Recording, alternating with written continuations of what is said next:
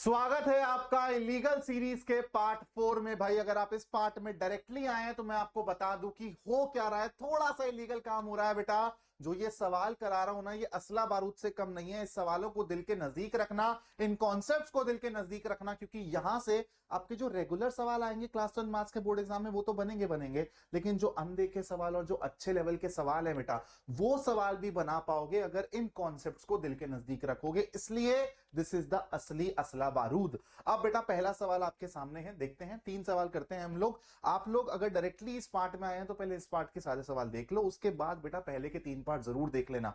अगर illegal series miss कर रहे हो तो इलीगल काम हो जाएगा तुमसे। चलो, the product of matrix P and Q is equal to the diagonal matrix if order of matrix Q is this, then the order of matrix P will be। बेटा मल्टीप्लीकेशन ऑफ मैट्रिसेस पे based बहुत सवाल आ रहे हैं recent time पे, तो आपको सबसे पहले दिया हुआ है भाई, अगर आप P और Q को मल्टीप्लाई करते हो, P टाइम्स Q करते हो, तो आपको एक डायगोनल मैट्रिक्स मिलता है।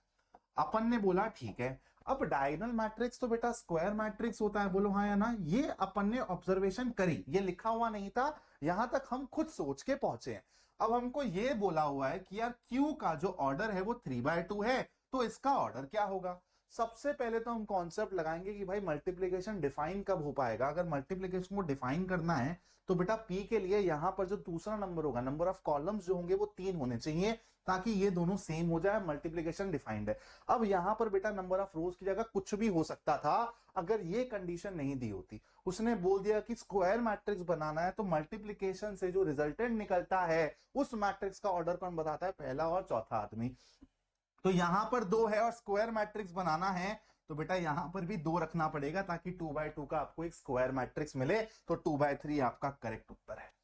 बात समझ आई। सवाल में थोड़ा सा उसने घुमाया हुआ था, लेकिन सवाल बनाने लायक था। अब जो अगला सवाल है बेटा, वो है प्रोबेबिलिटी का ऐसा सवाल जिसको देख के तुम्हारे थोड़े से बेटा हाथ पैर कांपते हैं। सेम टाइप का सवाल तुम्हारे सैंपल पेपर में भी आया था इस बारी, और वो सवाल में तुम देख के एकदम से हैरान हो गए थे, सर पीएनसी का अगर इतना भारी यूसेज करने को आ गया तो हम तो फंस जाएंगे। तुमको बिल्कुल टेंशन नहीं लेनी है बेटा, उसी लेवल का सवाल है। मैं तुमको पीएनसी से भी करके दिखाऊंगा, विदाउट पीएनसी भी करके दिखाऊंगा। तुमको दोनों मेथड्स को सीखने की पूरी पूरी कोशिश करनी है, और उसके बाद जो बेटर फिट हो रहा है तुम्हारे दिमाग में तुम उसको अडॉप्ट कर लेना, उसको अप्लाई कर लेना। सबसे पहली चीज बेटा, जब भी प्रोबेबिलिटी का सवाल आए तुमको उस सवाल को बहुत अच्छे से स्कैन करना है। कोई जल्दबाजी नहीं है, आराम से रीड करेंगे। Bag 1 contains 3 red and 4 black balls. ठीक है भाई, noted. Bag 2 contains 5 red and 2 black balls, noted. फिर क्या किया गया बेटा, 2 बॉल्स को रैंडमली ट्रांसफर किया गया from bag 1 to bag 2। Okay, और फिर एक बॉल निकाली गई बेटा from bag 2 randomly. Find the probability that the drawn ball is red in colour. तो भाई ट्रांसफर करने के बाद बैग 2 से एक बॉल निकाली गई और उसी का ही पूछ रहा है कि भाई वो रेड निकल जाए, उसकी प्रोबेबिलिटी बताओ। तो अब तुमको समझ आ रहा होगा, ऐसा नहीं दिया होगा कि यार एक कुछ हो गया इवेंट और फिर उसको बैक ट्रैक करने को बोल रहा है कि भाई रेड निकल गया तो ये बताओ कि ये चीज ट्रांसफर करी गई होगी। ऐसा कुछ नहीं पूछ रहा, तो बैक ट्रैकिंग नहीं हो रही, मतलब ये बेस थ्योरम तक नहीं जा रहा, ये टोटल प्रोबेबिलिटी का सवाल है। अब सबसे पहले जो भी पिक्चर हमने समझी है ना, हम इसको अलग से ड्रॉ करते हैं बेटा, ये बहुत जरूरी है करना, ठीक है। तभी आपको चीजें बेटा बढ़िया तरीके से समझ आएंगी। चलो, यहां पर बेटा हम लोग बनाते हैं सबसे पहले बैग 1।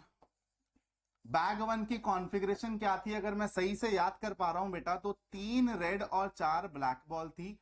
और बैग 2 की कॉन्फ़िगरेशन क्या थी बेटा, आई थिंक 5 रेड बॉल और 2 ब्लैक बॉल हैं। एक बार क्रॉस चेक कर लेते हैं। 3 red ball 4 black ball, 5 red ball 2 black ball, ठीक है भाई। अब हुआ क्या है बेटा, यहां से यहां पर 2 बॉल्स ट्रांसफर करी गई हैं। अब आपको पहले सोचना है कि ये 2 बॉल्स ट्रांसफर करने के अराउंड क्या क्या केसेस हो सकते हैं बेटा। तो आप लोग बताइए, ऐसा हो सकता है ना कि एक रेड और एक ब्लैक बॉल चली जाए। ऐसा भी हो सकता है ना कि दोनों की दोनों रेड बॉल्स चली जाएं, और ऐसा भी तो हो सकता है दोस्त कि दोनों की दोनों ब्लैक बॉल्स चली जाएं।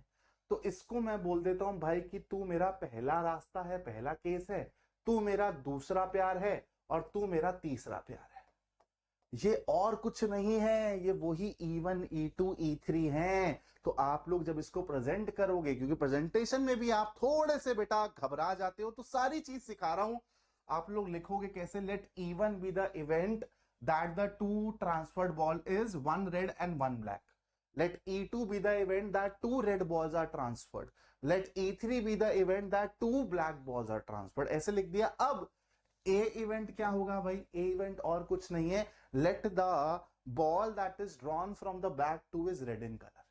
ये हो गया आपका मेन इवेंट A, जिसके अराउंड आपको प्रोबेबिलिटी निकालनी है, खेलना है। अब बेटा ये और कुछ नहीं, जैसे अपन ने बोला E1 है, ये और कुछ नहीं E2 है, और ये और कुछ नहीं बेटा E3 है। अब मैं यहां पर एक डिवाइडर बना रहा हूं। डिवाइडर के इस किनारे में पीएनसी का यूज करूंगा, इस किनारे में नॉर्मल लॉजिकल चीजें करूंगा। जोन सा मेथड आपको समझ आया आपको वो रखना है, लेकिन कोशिश दोनों को समझने की करनी है। तो चलो पहले with the use of PNC हम इस क्वेश्चन को फोड़ने की कोशिश करते हैं। आपको पता है, अब सबसे पहले जो कार्यक्रम होगा वो ये देखा जाएगा कि ये पाथ 1 से चीजें हो, उसकी प्रोबेबिलिटी क्या है। ठीक है, तो उसके लिए प्रोबेबिलिटी ऑफ E1 चाहिए, है ना। तो भाई क्या निकालेंगे, देखो इस 7 बॉलों में से 2 बॉल्स ट्रांसफर करनी है टोटल, तो मतलब 7 में से 2 बॉल जाएंगी। ठीक है, 7C2 टोटल केसेस हो गए हमारे पास।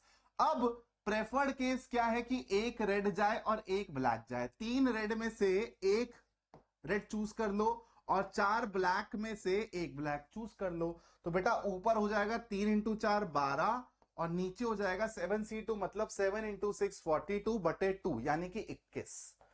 तो बेटा 12/21 हो गया किसके बराबर, ये हो गया 4/7 के बराबर। सिमिलरली आप क्या निकालोगे बेटा, प्रोबेबिलिटी ऑफ E2 निकालोगे। ठीक है, इस रास्ते से अगर जाएं तो भाई उसकी प्रोबेबिलिटी निकाल रहे हो आप।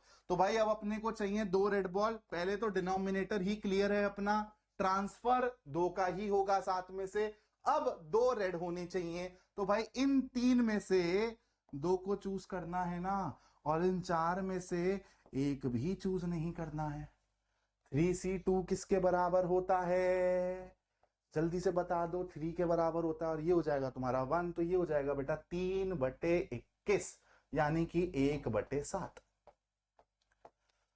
ठीक है, अब अपन लोग आते हैं E3 की प्रोबेबिलिटी पे। E3 यानी कि 2 ब्लैक बॉल्स चली जाएं भाई। अब तो अपने पास यहां पे 4 हैं, 4 में से अपने को 2 उठानी है, 3 में से 0 नहीं लिख रहा, 1 हो जाएगा। और ये 7C2, 4C2 मतलब 4 × 3/2 यानी कि 12/2 6, तो ये हो जाएगा 6/21। 6/21 का मतलब है 2/7।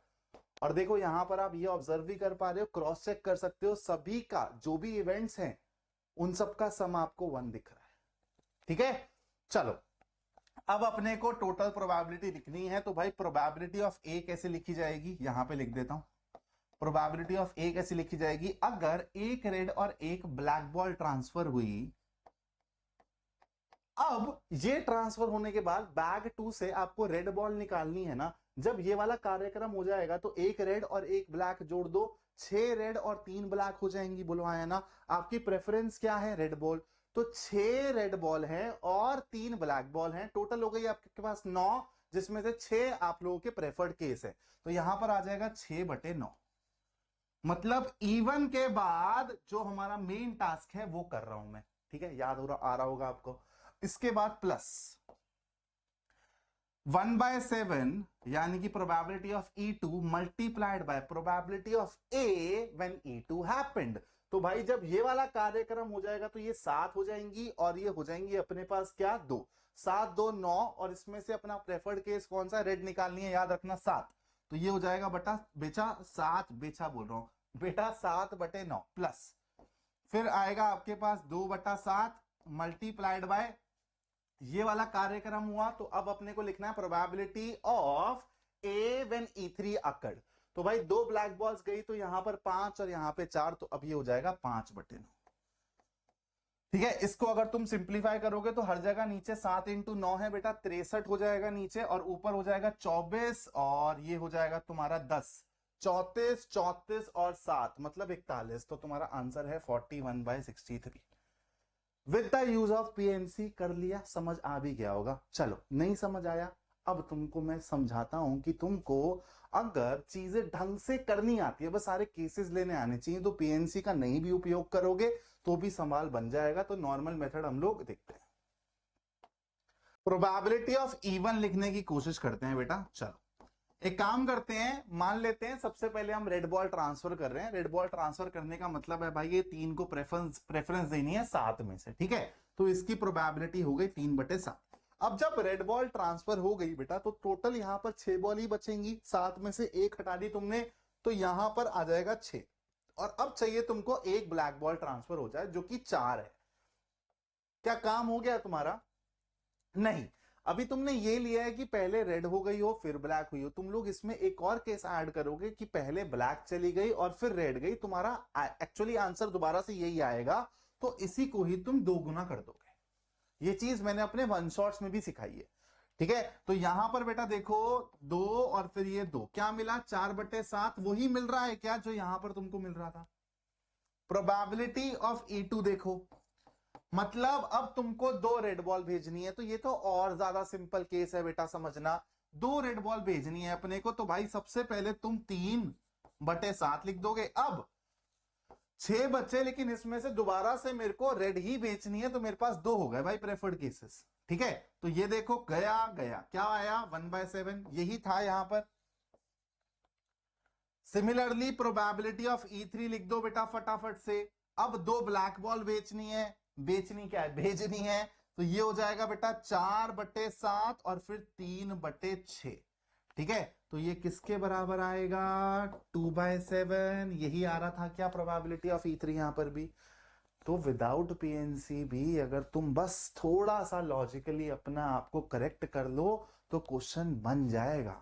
ऐसा सवाल नहीं आएगा जिससे तुम इतना हक्का बक्का हो जाओ, ठीक है। तो यहां पर चीजें समझ आ गई। अब तुमने यहां पर जो किया था वही कार्यक्रम तुम यहां पर भी कर दोगे और तुमको आंसर ये मिल जाएगा, ठीक है। अब यहां पर ये बेस थ्योरम तक भी एक्सटेंड कर देता है इस सवाल को, तो तुम बहुत इजीली बना लेते। अब आते हैं बेटा तीसरे सवाल पर। ये बहुत इंपॉर्टेंट सवाल है, मैं तुमको हिंट देके जा रहा हूं लेकिन तुम इसको सॉल्व पूरा करोगे। e⁻x है और अंदर बेटा ब्रैकेट है, ठीक है। तो आपको ये वाला इंटीग्रल दिमाग में घुमाना है। अब मेन टास्क क्या रहता है बेटा कि यार ये ऑलरेडी ब्रेक हुए हैं, लेकिन किसको मैं fx लूं, ये सबसे ज्यादा मेन टास्क है। तो मैं आपको हिंट दे रहा हूं, आप इसको बेटा f(x) लेके इसका डिफरेंशिएशन करना चालू करना और देखना कि ये मिल रहा है या नहीं मिल रहा।